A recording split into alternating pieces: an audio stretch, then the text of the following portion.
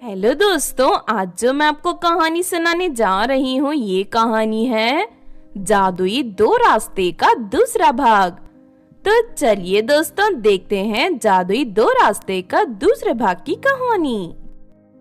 पिछले भाग में आप लोगों ने देखा कि खजाने के लालच में आकर चिंकी अपनी एक आंख और एक पैर गवा देती है, लेकिन वही दूसरी तरफ अच्छाई के रास्ते पर चलने के बाद पिंकी को बहुत ही अद्भुत जादुई ज्ञान प्राप्त होता है और वो समाज में बहुत नाम कमाकर अमीर बन जाती है। इस बात से चिंकी को उससे बहुत जलन होती है। नहीं, इस सच्चाई के रास्ते पर मिलने वाली बुढ़िया ने पिंकी को ऐसा कौन सा ज्ञान दे दिया था जिससे उसने इतनी सारी दौलत और शोहरत कमा ली। चारों तरफ सिर्फ इसी के नाम के चर्चे हैं। अब मैं भी उस अच्छाई के रास्ते पर जाकर बुढ़िया के ढेर सारा जादुई ज्ञान लेकर आऊंगी। उसके बाद मैं भी पिंकी की तरह अमीर बन जाऊंगी। ये सोचकर चिंकी फिर से उस जंगल में पहुंच जाती है, लेकिन उन दोनों जादुई रास्तों पर बड़े बड़े दरवाजे लगे थे। यहाँ अचानक दरवाजे कहाँ से आ गए? चिंकी अच्छाई के रास्ते पर लगे दरवाजे को खोलने की बहुत कोशिश करने लगती है, लेकिन काफी देर की मेहनत के बाद भी वो दरवाजा नहीं खुलता। तभी वहाँ जादूगरनी आ जाती है। अरे तू यहाँ फिर से क्यों आई है? बार मैं अच्छाई के रास्ते पर जाना चाहती हूँ। नहीं, मैं लोगों को सिर्फ एक बार मौका देती हूँ। तू अपना मौका गंवा चुकी है, चल यहाँ से भाग जा। कहकर वो जादूगरनी वहाँ से चली जाती है। लगता है इस दरवाजे को खोलने की चाबी जादूगरनी के पास है। मुझे किसी भी तरह चाबी को हासिल करना होगा। उसके बाद चिंकी चोरी छुपे जादूगरनी के घर में घुसकर दरवाजे की चाबी चुरा लेती है। उसके बाद वो उस चाबी से अच्छाई के रास्ते का दरवाजा खोलकर अंदर चली जाती है। थोड़ी दूर चलने के बाद उसे वही बुढ़िया मिलती है। बुढ़िया चिंकी से उसके घर के काम करने के लिए कहती है। थोड़ी ही देर में चिंकी बुढ़िया के घर के सारे काम कर देती है। बेटी, मुझे बहुत भूख लगी है, क्या तुम मुझे खाना बना कर दे सकती हो? सुनते ही चिंकी बुढ़िया के लिए खाना बनाने लगती है और थोड़ी ही देर में ढेर सारा खाना बनाकर उसके सामने रख देती है।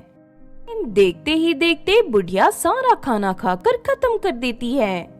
बेटी, अभी मेरी भूख खत्म नहीं हुई, तुम मेरे लिए फिर से खाना बना दो।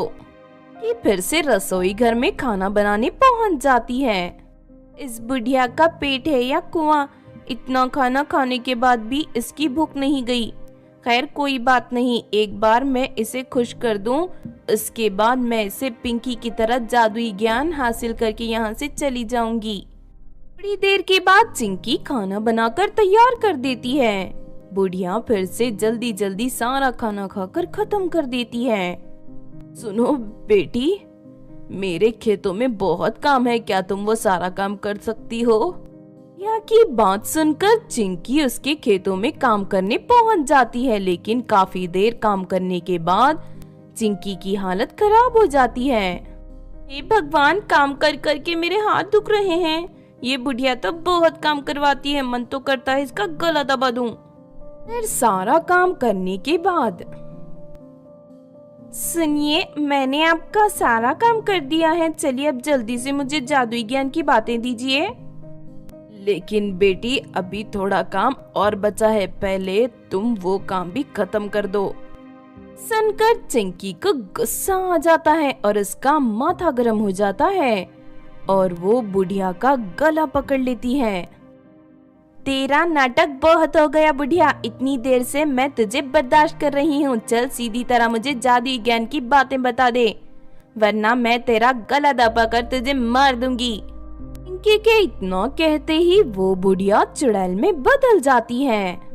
अरे नहीं, ये तो वही धोखेबाज चुड़ैल है जिसने मेरी एक टांग और एक आंख ले ली थी। हाँ, तूने सही कहा, मैं वही धोखेबाज चुड़ैल हूँ। तू यहाँ अपने मन में लालच भर कर आई थी, इसीलिए मैंने फिर से तेरे साथ धोखा किया है। लेकिन अब मैं तुझे यहाँ से कहीं नहीं जाने दूंगी। अब से तू जिंदगी भर मेरी नौकरानी बनके मेरे घर के सारे काम करेगी। ये सुनकर चिंकी घबरा जाती है और चुड़ैल से मिन्नतें करती है, लेकिन चुड़ैल उसकी एक नहीं सुनती। इस तरह वो चुड़ैल हमेशा के लिए चिंकी को अपनी नौकरानी बनाकर कैद कर लेती है। इस तरह चिंकी को उसके लालच का फल मिल जाता है।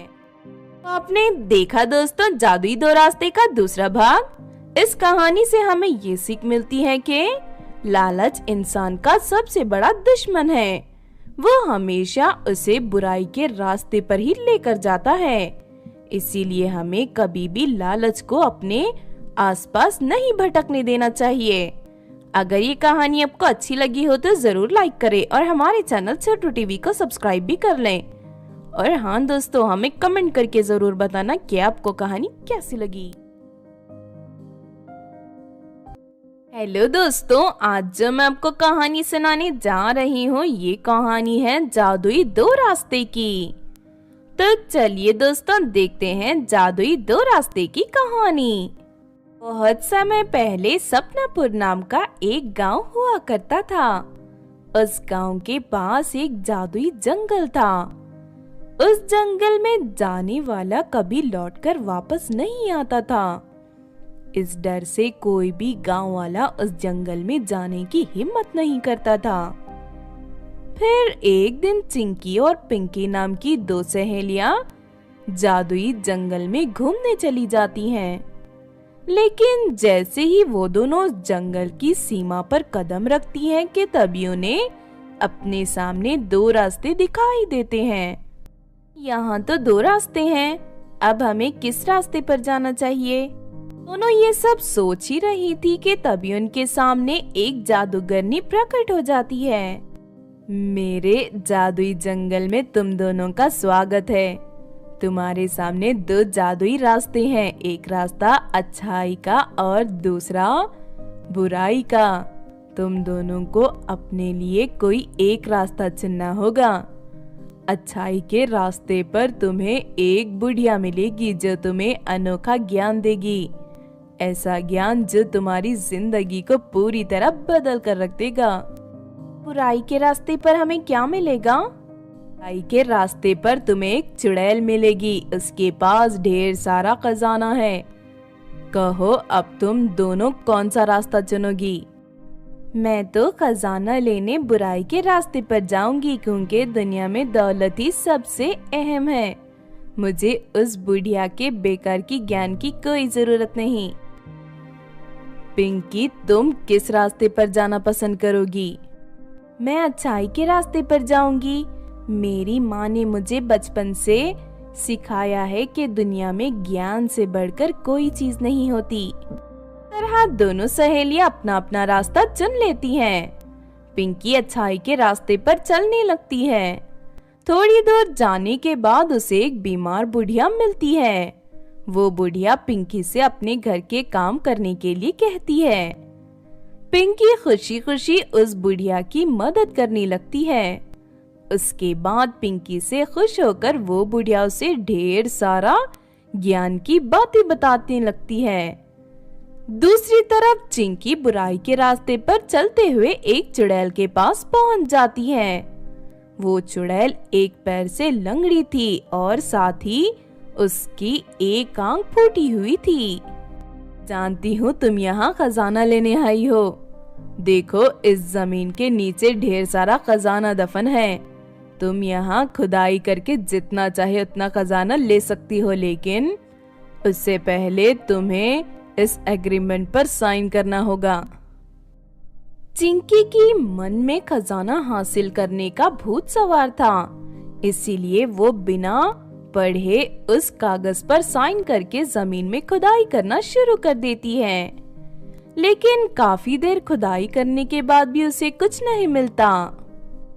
खुदाई करते करते तो मेरी हालत खराब हो गई, लेकिन अभी तक मुझे खजाना नहीं मिला। सुनते ही चुड़ैल हंसने लगती है। मैंने तुमसे झूठ बोला था, यहाँ कोई खजाना नहीं है।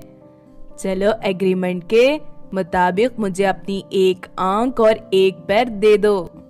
इस एग्रीमेंट पर साफ साफ लिखा है कि इस जमीन पर खुदाई करने के बदले तू मुझे अपनी एक आंख और एक पैर देने वाली है।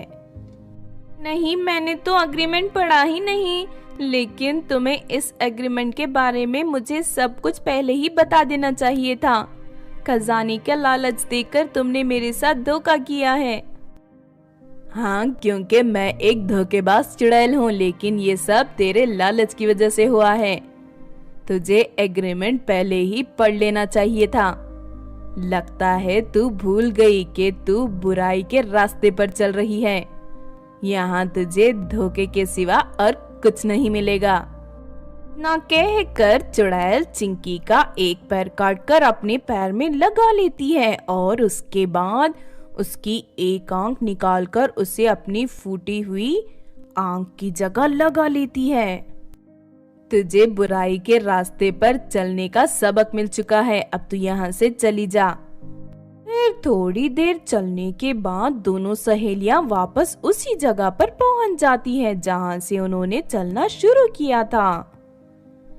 पिंकी पहले से कहीं ज्यादा खूबसूरत दिख रही थी और उसके चेहरे पर एक अजीब सा तेज था। वहीं दूसरी तरफ चिंकी अपनी एक टांग और एक आंख गंवाकर पूरी तरह बदसूरत बन चुकी थी।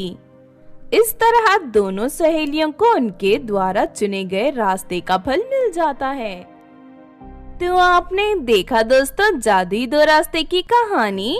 इस कहानी से हमें ये सीख मिलती है कि दौलत का लालच इंसान की अक्ल पर हावी होकर उसे बुराई के रास्ते पर चलने के लिए मजबूर कर देता है। अगर ये कहानी आपको अच्छी लगी हो तो जरूर लाइक करें और हमारे चैनल छोटू टीवी को सब्सक्राइब भी कर लें। और हाँ दोस्तों, हमें कमेंट करके जरूर बताना कि आपको कहानी कैसी लगी।